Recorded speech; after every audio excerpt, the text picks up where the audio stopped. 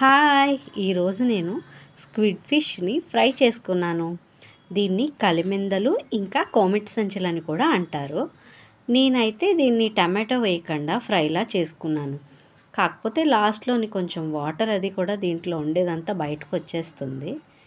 ఒక cup onions వేసుకొని fry చేసి, అందులో 3 పచ్చిమిరపకాయలు, అలాగే జింజర్ గార్లిక్ పేస్ట్, ఇంకా కారం అయితే మాత్రం మనకి టేస్ట్‌కి సరిపడా వేసుకుంటే సరిపోద్ది.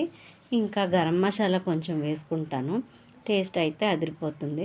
దీన్ని మామూలుగా అయితే వాటిపై ఉండే బుర్రలు కూడా వేసి వండుకుంటారు. కానీ నేను క్లీన్ చేసేటప్పుడు అవన్నీ తీసేసాను. ఓన్లీ ఆ బ్యాక్ సైడ్ ఉండేటువంటి ఆ కలిమింతలు మాత్రమే ఉంచాను. ఫ్రంట్ ఉండే ఈ బుర్ర అది కూడా తీసేసాననమాట. అసలు క్లీన్ చేసినప్పటి నుంచి పెడదాం అనుకున్నాను కానీ అన్నీ మర్చిపోయాను. ఫుల్‌గా వాష్ చేసుకున్న తర్వాత నుంచే ఉంచాను. ఇలా కారం, గరం మసాలా ఇవన్నీ కూడా వేసి ఆయిల్‌లోనే ఫ్రై చేసుకున్న తర్వాత వాటిని వేసుకుంటాను. ఇది రైస్‌తో కానీ ఇంకా రోటీతో కూడా బాగానే ఉంటుంది. కొంచెం డ్రైగా ఉంటుంది.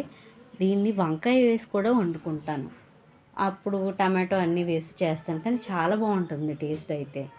కొందరికి ఇష్టపడదు కానీ చాలా మా ఇంట్లో అయితే ఇష్టంగానే తింటారు. చాలామంది స్మెల్ వస్తుంది అంటారు కానీ రొయ్యలు ఎలా అయితే ఉంటాయో అలానే ఉంటుంది ఇది కూడా. ఇది నాకు నచ్చే బెస్ట్ సీ ఫుడ్ అనమాట. టమాటో వేసి ఇగురు చేసే బదులు ఈరోజు ఎందుకో ఫ్రై చేయాలనిపించింది. ఇందులో ఇలా వాటర్ అంతా బయటకు వచ్చేసిన తర్వాత అవి చాలా చిన్నగా అయిపోతాయి. మామూలుగా మనం ముందు చూసారు కదా, కొంచెం పెద్ద సైజు కనిపించాయి కదా, కొంచెం హీట్ తగిలేసరికి అందులో ఉండే వాటర్ వచ్చేసి అవి చాలా చిన్నగా అయిపోతాయి.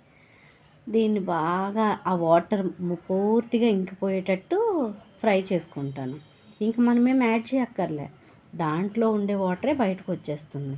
బాగా దగ్గరగా ఫ్రై చేస్తే బాగుంటుంది. ముందు సైడు బుర్ర ఉంటుంది కదా, దాంతో ఫ్రై చేసామనుకోండి పేలుతూ ఉంటాయి మధ్యలో. అందుకు అవన్నీ తీసేసాను. ఎక్కువగా నేనైతే ఇవి ఇష్టపడతాను. బుర్ర కూడా బాగుంటుంది కానీ కొంచెం ఇలా పుల్లలా ఉంటుంది కానీ నాకైతే ఇలా నచ్చుతుంది. దీన్ని రైస్‌తో అయితే సూపర్‌గా ఉంటుంది. Thank you for watching.